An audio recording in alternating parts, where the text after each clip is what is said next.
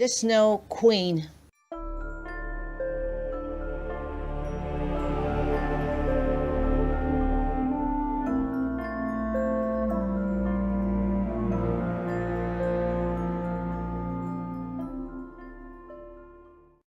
Once upon a time, a magician made a magic mirror.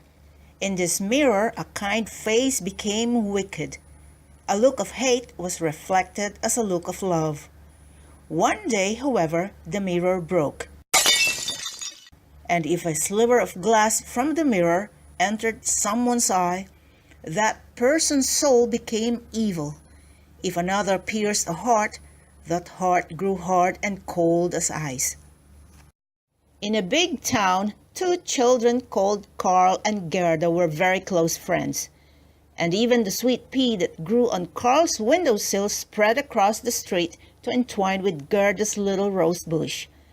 One evening, Karl was watching the snow drift down when he noticed a white flake slowly turn into a beautiful ice maiden.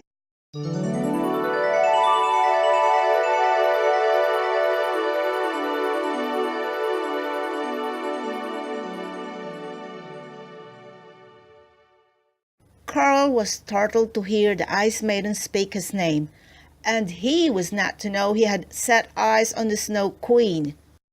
Winter passed, and one spring afternoon, as Karl and Gerda pored over a book, the little boy told her, "I feel a pain in my heart, and something's pricking my eye."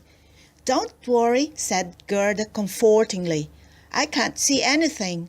But alas, splinters from the shattered mirror had pierced the little boy. Now, in the grip of the evil spell, he snapped, "You're so ugly!" And ripping two roses from her bush, he ran off. From that day on, Karl turned into a very nasty boy, and nobody could understand what had happened to him to cause such a change. Only Gerda still loved him, though all she got in return were insults and spite. Winter came round again, though earlier than usual, and bringing far more snow than anyone could remember. One day, just after going outdoors to play in the snow, Karl saw the beautiful maiden he had seen that night coming towards him wrapped in a white fur coat. She stood in front of him and told him to tie his sledge to her own, drawn by a white horse. Then they sped away. Suddenly the great sledge soared into the sky and through the clouds. Stretched out on his own little sledge, Karl didn't dare move a muscle for fear of falling into space. At last they came to a halt on an immense white plain dotted with lots of sparkling frozen lakes. "Come into my arms," said the Snow Queen, opening her soft fur coat. "Come and keep warm."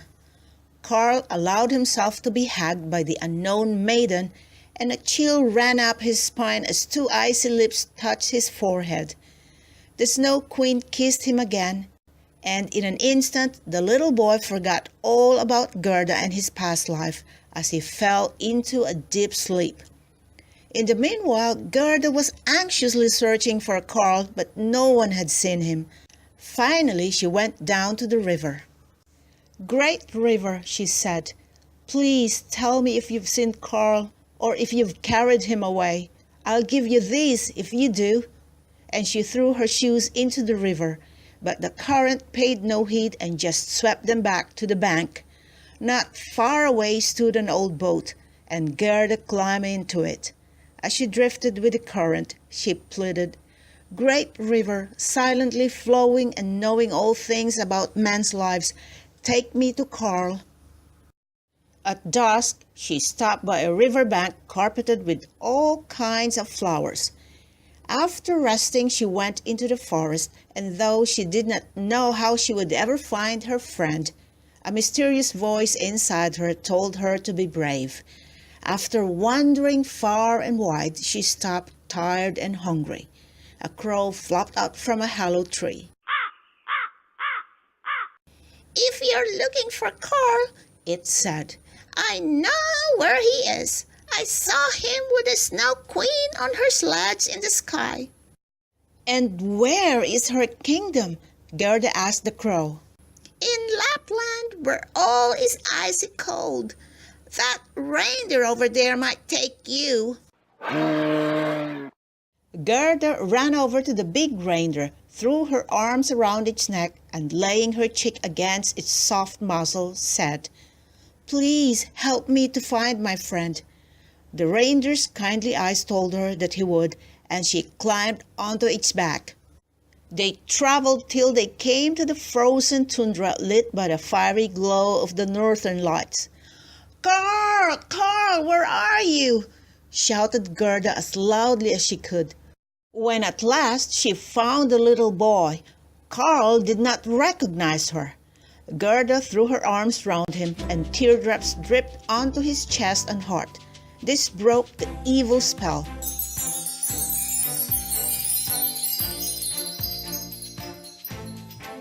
Karl woke from his long sleep, and when he set eyes on Gerda, he too began to cry. The second cold splinter of mirror vanished. They had found each other again at last, thanks to Gerda's love, and the reindeer galloped them home.